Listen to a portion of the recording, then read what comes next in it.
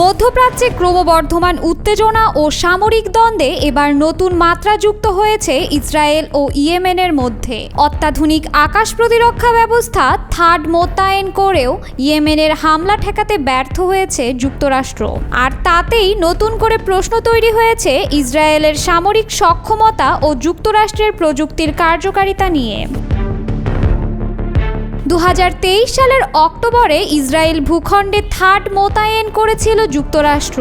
উদ্দেশ্য ছিল ইরানপন্থী গোষ্ঠীগুলোর মিসাইল হামলা প্রতিহত করা। কিন্তু বাস্তবতা হলো ইয়েমেন থেকে ছোড়া দূরপাল্লার মিসাইল ঠেকাতে গিয়ে এই প্রতিরক্ষা ব্যবস্থা তেমন কোনো কার্যকর ফলাফল বয়ে আনতে পারেনি।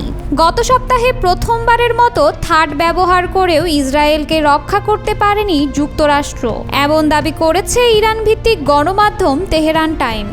এই ঈদে জামা জুতো অ্যাক্সেসরিজের ডিসকাউন্ট। এই তথ্য যদি সত্য হয় তাহলে শুধু ইসরায়েল নয়, যুক্তরাষ্ট্রের সামরিক প্রযুক্তির ভাবমূর্তিও চ্যালেঞ্জের মুখে পড়বে। এর আগে আয়রন ডোম প্রযুক্তির কার্যকারিতা নিয়েও প্রশ্ন উঠেছে। আয়রন ডোম মূলত স্বল্প পাল্লার রকেট প্রতিরোধে কার্যকর হলেও বড় ও দূরপাল্লার মিসাইল ঠেকাতে এর সীমাবদ্ধতা স্পষ্ট। থাড সেই ঘাটতি পূরণ করতে এসেছিল, কিন্তু তাও এবার প্রশ্নবিদ্ধ। ইসরায়েল চাইলে সরাসরি ইয়েমেনে হামলা চালাতে পারত, কিন্তু এখানেও বড় বাধা হয়ে দাঁড়িয়েছে সৌদি আরব। ইয়েমেন ও ইসরায়েলের মধ্যে সরাসরি সীমান্ত নেই। ইয়েমেনে পৌঁছাতে হলে সৌদি আকাশসীমা ব্যবহারের প্রয়োজন হয়, অথচ সৌদি আরব এখন পর্যন্ত ইসরায়েলকে সেই অনুমতি দেয়নি। সৌদি আরবের এই অবস্থান একদিকে যেমন ইয়েমেনকে রক্ষা করছে, অন্যদিকে ইসরায়েলের সামরিক কৌশলকেও সীমিত করে দিচ্ছে।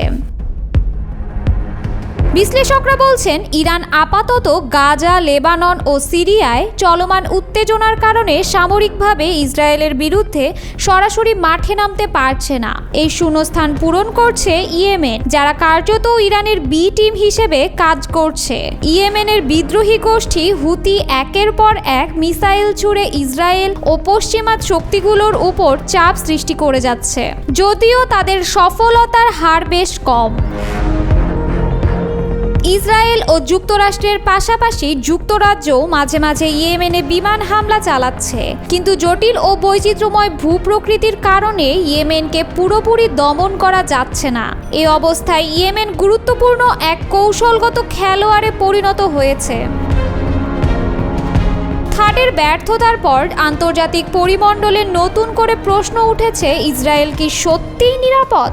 আবার মধ্যপ্রাচ্যে যুক্তরাষ্ট্র ইসরায়েল জোটের নিয়ন্ত্রণ আদতে কতটা শক্তিশালী? আর এই দুই প্রশ্নের উত্তর খুঁজতে নেতানিয়াহু হয়তো নতুন করে ভাববেন।